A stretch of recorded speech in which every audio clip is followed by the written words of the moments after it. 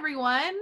Hello, friends. Welcome back to more Teeny-Sodes. Even more Teeny-Sodes. There's no end in sight for the Teeny-Sodes. No, unfortunately, no end in sight.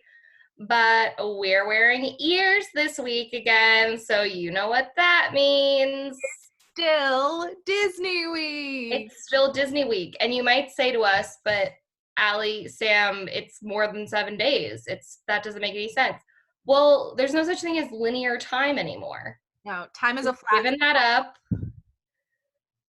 Time is not an essential business. No, it's really not. Neither is wearing pants or going outside. So you know what? We had more ideas for Disney themes for Teeny-Sodes, and we wanted to do them. Also, shout out Annie Cardi, I think, had the idea to do Best Disney Sidekick. So shout out to her. Shout out. For the good idea. But that's what we're going to do today. We're going to do Disney Sidekicks, and then we're going to do one other one next episode. So we're not done yet, motherfuckers. Let's do it. Week. 2 weeks of Disney. Disney Super Week, which is just 2 weeks. Disney Fortnite. Ooh. Disney Fortnite. I love that. That could also be a new Fortnite that all the kids would love. It would have a bunch of like Disney dances, and I guess you'd shoot like. Is that not Kingdom Hearts? Is that not what that is? No, that is basically. They already did it. Every time I'm in quarantine, I get a step closer to buying the entire Kingdom Hearts trilogy on PS4. I thought you had it. No, I played it on PS2. So we're a couple PSs later. And it's only $30. So more and more, I'm like, I should own these. I need them, obviously. That happened when one year I was flush with cash and I wanted to be like the best girlfriend in the world and get Chris a gaming console for Christmas. And I fully was like, it's a banana, Michael. What could it cost? $10. Like I figured it'd be like $200. But then I got in there. And I was like, well, I walked into GameStop like a full grandma. Like, I don't know the difference between, like, does it come with the games on it? Or, like, do you have to buy the remote controls separately? Like, I didn't know anything.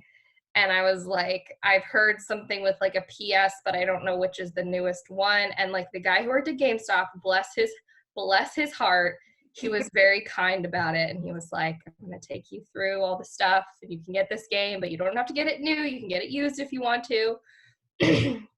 But all I remember was just, like, feeling like a full idiot, because I was like, why are there so many different ones? Isn't it just, like a DVD player? Like, it plays DVDs or it doesn't. I wish. Why is... Whatever. I know I sound like 100 right now, but I just don't understand. Though, and I don't play video games, but I would play. All of the youngins are talking about Animal Crossing. That sounds fun to me. It is. Are you playing that? I haven't played it, but I've heard a lot about it, and it's really similar to a game I do occasionally play called Stardew Valley, which you can buy on computer if you want to play that. Right. But it looks cute as hell, and all of our friends who are playing it are obsessed with it. Because it seems mostly about neighborship. Yeah, it's mostly about, like, farming and interior design. Oh, yeah. See, I'm fine with that. But, like, my brother would play, like, Halo in our living room, and I would watch that, and I would be like, I don't mean to be, like, that, but, like, this doesn't seem fun. Like, this doesn't seem fun at all. There are definitely, there are some games that are like a very long movie to watch. Like, they're just like, the stories are amazing. You're totally involved. I'm sure that's true. And like, gaming is an art form. It's just not that I've ever, but I mean, hey, if people out there have like ideas for how I can kind of like ease myself into it and like experience new things with gaming, I'm into it. Nice. But the warning is there are some games that it's like, just a slog to listen to anyone play and or to play yourself. Like, right. It's just like, now it's time to kill 8 people. And then and then it's like, today we're killing 10 people. Well, sometimes like I would walk in on my brother playing a game and it's like, okay, you're killing a sex worker with a knife. Yeah. You're 13, right? like why? But why? That's not why we're here to talk about. We're here to talk about Disney, which is so far away from killing women with knives. That's so true. Most of the time, at the very least. And today we're talking about Disney sidekicks. Yes, Allie, who are you putting forth as the best Disney sidekick? Okay, I know I keep doing this, but I was caught between two. I couldn't choose, but I did end up choosing. And so basically, I was caught between Mushu and the genie. Two great ones. And I think I came to the conclusion that, like when we were doing the Sexiest President episode, like, there's only one answer to Sexiest President, and it's Barack Obama. Like, that's the answer.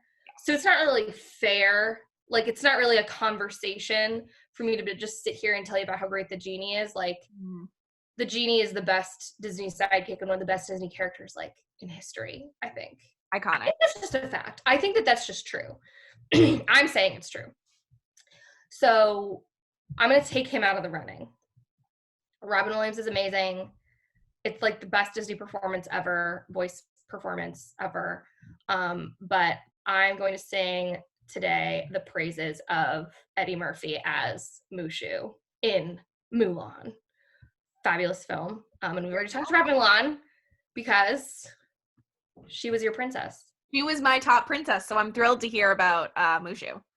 Mulan, I haven't watched Mulan in a really long time, and I think that that should be like our next dinner and a Zoomy that we do. But it holds up. It really does. It really holds up. So I think the reason why I love Mushu so much is because he is hashtag relatable the whole time. And he's like kind of shitty. He's kind of like the Eleanor Shellstrop of the Disney canon. Like, he's kind of shitty at the beginning. He's a little fuck you got mine, like, out for himself, but likable through the whole situation. Like, even when he's being kind of not a great person, dragon. He's a dragon. If you haven't seen the film, Mushu's a tiny dragon. I shouldn't have to explain that to you. What are you doing here? But like, even when he's not really doing the right thing, he's still likable, and he really grows into his personality. Or no, he doesn't grow into his personality. His personality is amazing the whole time, but he grows into like his moral backbone, and that's really beautiful. And Mulan is very much like a beacon of like just good-natured humanity for him to aspire to. I think that's also really beautiful, especially the dynamic between a girl and a boy, man and a woman in a Disney film. So that's fun. So I'm just going to go down kind of what I think is like his character arc a little bit. So at first he's told, again, you should just go watch Mulan, but like, for those of you who haven't, what are you doing? You have so much time in your hands, I'm assuming. He's told to go wake up the spirit, the stone dragon, who will bring Mulan home. And he's like, why does no one trust me to go get her and bring her home? I'm not going to wake up the stone dragon. I'm going to pretend to do that, and then I'm going to go get her. But here's the thing. I'm not going to bring her home. I'm going to make her a war hero. So double jeopardy. The bold plan. Yes, it's very bold and very self-serving. What are you going to do? So, like, to me, that is a basis for a character. Is very, like, just the combination of impulsivity and overconfidence is legendary to me. That's iconic. I love that. And I think he's pretty good at like motivating her through the whole thing. Like, he's a good, he's like just got a good hype man, hype dragon. And that's fun to watch, even though he does considerably endanger her life at several points. Yes. He has some of the best sidekick one-liners, I think. Again, other than Genie, such as dishonor on you, dishonor on your cow. Let's go kick some honey buns. It's great. Like, he's a delight the whole time through. And so, spoilers for Mulan. I can't even, just go watch it before you listen to me talk about this. Spoilers for Mulan. Watch Mulan after I talked about what a good princess she is. Like, come on. Exactly. They eventually find out she's a lady in the army, and they leave her, and they're like, why did you do that? And she's at her lowest point, and Mushu recognizes all she's put in to this, facade, and all she's put on the line for the people that she loves. And he basically like takes that and uses that to reflect into himself. And he comes clean to her about how he's basically just been helping her to help himself and to give him a leg up. But then he kind of basically implies that through watching her, like, she's become his hero and she's become his like mentor in a way, because she risked herself for other people and he was only risking, you know, danger for himself. And he vows to stick by her no matter what. This is a learning moment. We love it. And then when push comes to shove, like, he is there for her the whole time. And she's like, oh, Shen Yun is like coming. And I said Shen Yun. We already talked about that. That's not what I'm talking about. Shen Yun, the antagonist, he's going to the capital to kill the emperor. And he's like, let's fuck it up. We're going and we're gonna, and he lights the firework that ultimately murders the antagonist. Hell yeah. Teamwork makes the dream work. So I love that. I love that character arc. I love him learning from a female protagonist and bettering himself by her image, similar to in The Princess and the Frog.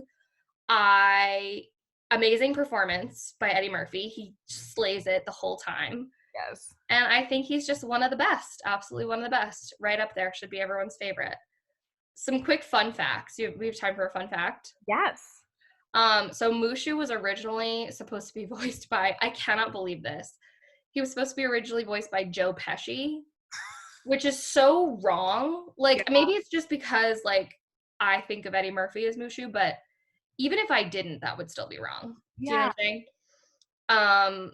At some point, they realized that was a stupid idea. Other actors who were considered for Mushu included Steve Martin, Sinbad, Chris Tucker, Chris Rock, and Drew Carey. A couple of those, I'm like, I could see it. Eddie Murphy's the best choice. Eddie Murphy's absolutely the best choice. It almost makes up for what he did to the Haunted Mansion, but in the end, it doesn't. You can never forgive him for that. No, I will not. Mushu also originally had a song in the movie because he doesn't have a song. Yeah, that's true. But once Eddie Murphy was cast, I think the character was very different before Eddie Murphy kind of took it on and put his own spin on it. And then the character changed so much that the song didn't make sense anymore. But apparently it was like such a great song that the filmmakers were like devastated to cut it. Yeah. I don't know where it is. I want to find it. I'll try to find it. Shocked it hasn't made an appearance somewhere on the internet. I would think it would. I mean, they have all that, what's it called? Kingdom of the Sun stuff from New Groove. We have a whole documentary on that I loved. But that's like the opposite. Like, I'm glad they did what they did and made the Emperor's New Groove funny rather than like serious. Yeah. And then the last one was that Eddie Murphy supposed to reprise his role for Mulan 2, but he couldn't because of the clause in his Shrek 2 contract. And as much as I love Mulan 2, it is not as good as Shrek 2, which I think is the best Shrek movie. I know you think. Yeah. That's a hot take. Everyone says that that's wrong. Shrek 2 is better than Shrek 1. That's it. Okay. The end. I have trouble differentiating the Shrek sequels. I never remember what happened in 2 versus 3. One of them has Lord Farquaad. That's the first one. No, I remember 1. But then once you get to the sequels, I have a lot of trouble differentiating. Who was the fairy godmother and Prince Charming? Okay. And then 3 is the one with Justin Timberlake. Yes, I think so. I don't even care about 3. But 2 is the one with the fairy godmother who's so great. That's true. She is And great. The mom and the dad, and one's Julie Andrews. The mom is Julie Andrews. Absolutely great. And it has Hot Shrek in it. Hot Shrek. What more do you want? What more do people want? Fair enough. I don't understand this. But getting back to movies. Sam, who's your favorite Disney sidekick? Oh my goodness. Best Disney sidekick to you. I've got a 2-for-1 special for you today, folks. Ooh. In my opinion, the best Disney sidekicks are Timon and Pumbaa from The Lion King. Classic. Feels like an obvious choice. They are the best. They are my boys. Let me elaborate for you a little bit on why. Number 1, the importance of found family. So, like, in the movie, they're kind of framed as just, like, stoner bros of Simba. But if you think about it, they meet Simba when he is a cub, and he lives with them until he is a full adult lion. So they raised him. Like, they were two adult men living together in love. And then this little lion cub comes to them, like, on the verge of death, devastated from the loss of his father. And they take him in and they help him deal with his trauma in the best way they know how. Maybe not the best way because he's running from his problems, but like in the best way they know how. And they raise him to a full-grown lion. They did that. They did do that. And like, I can't imagine like raising a lion when you're like a warthog or like a meerkat. Like, that must have been very challenging. He must have been like, I need to learn how to hunt. And fucking Timon would have been like, all right, here we go. Like, how do we do this? Maybe just like a call to adoptive parents everywhere. Like, you're not going to know everything about your child or what they face, but you just have to be there for them and help them address their anxiety at the source. Hakuna Matata. Hakuna Matata. That's a great, their number, Hakuna Matata. It means no worries. What an iconic song. What legends. I mean, pretty iconic, yeah. Their intro to Can You Feel the Love Tonight, arguably more iconic. Yes. When he's like, I can see what's happening, and they don't have a clue. And then at the end, they cry because they love him, and he's their little boy, and he's in love, and he's gonna leave them. And like, they're so sad that he's leaving the nest. Big Hercules and his adoptive parents' energy as well. But even more because they stay connected with him throughout his hero's journey. That's the other thing about Timon and Pumbaa. They are ride or die. They go into that hyena cave for him. You know what I mean? They're fighting off lions. Timon does a dance in a hula skirt, and Pumbaa's got an apple in his mouth. Like, they are ready to die for Simba. For their boy. Their son. For their son. I don't think we give them enough credit that they raised this man. This lion. And then they are also, I think, some of the only sidekicks iconic enough to get a very good spin-off movie, The Lion King 1.5, which is good. Which is just Rosencrantz and Guildenstern are dead. For those familiar with that Tom Stoppard play. It's so funny. Lion King 1.5 is genuinely so funny. It is very good. I saw it so long ago, but I'm sure it's on Disney Plus, so we're due for a rewatch. We can watch it. It's genuinely very funny, and it is Rosencrantz and Guildenstern are dead, or that like it shows like kind of their perspective on a lot of events, but it also goes into their backstories, like why Pumbaa is so alienated from the other warthogs, Timon's whole meerkat family, and their way of life. Like, these are fully fleshed out characters. Well, I think it is like the mark of a good sidekick that like the second you learn their whole deal, you're like, I need more. Like, I need more information. Like, when the genie comes out and he's just like, oh, like, I can't believe it's been 1,000 years. I'm like, I want to know the last thing you did. Like, I want to know your whole deal. Absolutely. When he's Genie of the Lamp. I'm so sad Robin Williams is dead. I know. It's an eternal bummer. It really is. But we still have Nathan Lane, who is He's alive. The guy who I don't remember who voiced me either. But we've got Timon. We'll always have Timon. And I don't have a ton more to say, except I think those are some important qualities of a Disney sidekick. Is if you can give them a banger, iconic song, do. They have to be ride or die, and they have to show the importance of like Timon and Pumbaa are such an integral part of Simba's journey from like scared little lion cub to the new king of the pack. And I think that like them going on that journey with him is why he can accomplish it, which again is a very important mark of a sidekick and something that I think Mushu does as well. But that's my feeling. I have a lot of feeling about these two guys and their adopted lion's son. It's beautiful. It really is. It's great non-toxic male friendship also. Yes, families come in all shapes and sizes. You know what I mean? Yeah, I absolutely think so. I think it's like, I just love good friendship narratives. Yes, we need that. Wherever you can find them. Yes. And that's a really wholesome friendship narrative. It really is. Because it's so important that... And they ride or die with each other too, which is beautiful. Yeah, exactly. I think that's the thing is like, you don't really need, as a 5-year-olds to see, I mean, like, I guess it's important to see good romantic relationships modeled from an early age so that you can start to kind of grow to appreciate what you want out of a romantic partner down the line.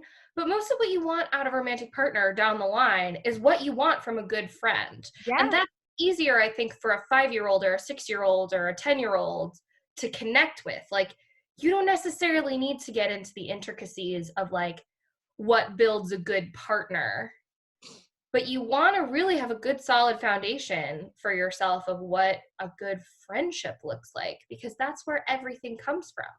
That's that self, like mutual respect and loyalty and trust and all that kind of good stuff. And sometimes the stories focus too much on the romantic part of it, which, like, kind of who cares? Like, Yeah. that's not, most of my life has been spent with my friends. You know what I mean? Absolutely. I'm glad for that. Most of our lives are just spent podcasting with each other. Exactly. And that's kind of like what you should spend your younghood doing. And you can get married later. Yeah. There's always time later. So I'm more interested in that. That's why I like Moana so much. Yeah. Moana's got some killer friendships.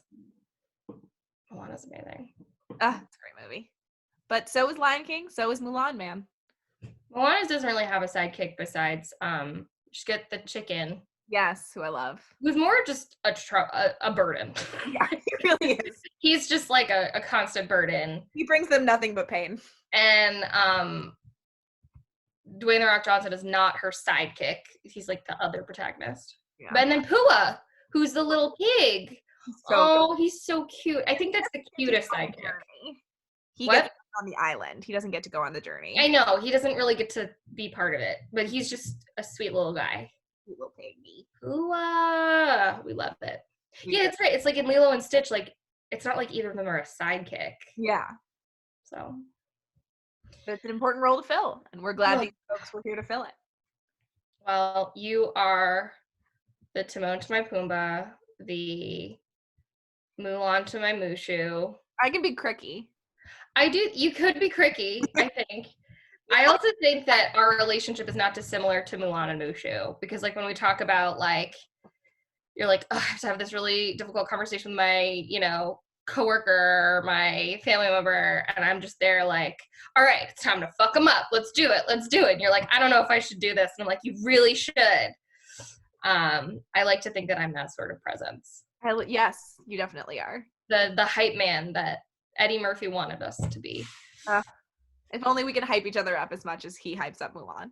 I think we can all do that for ourselves. Be your own Mushu. Yes, that's beautiful. That's what I'll say. I think that's beautiful. Yeah. It's poetry.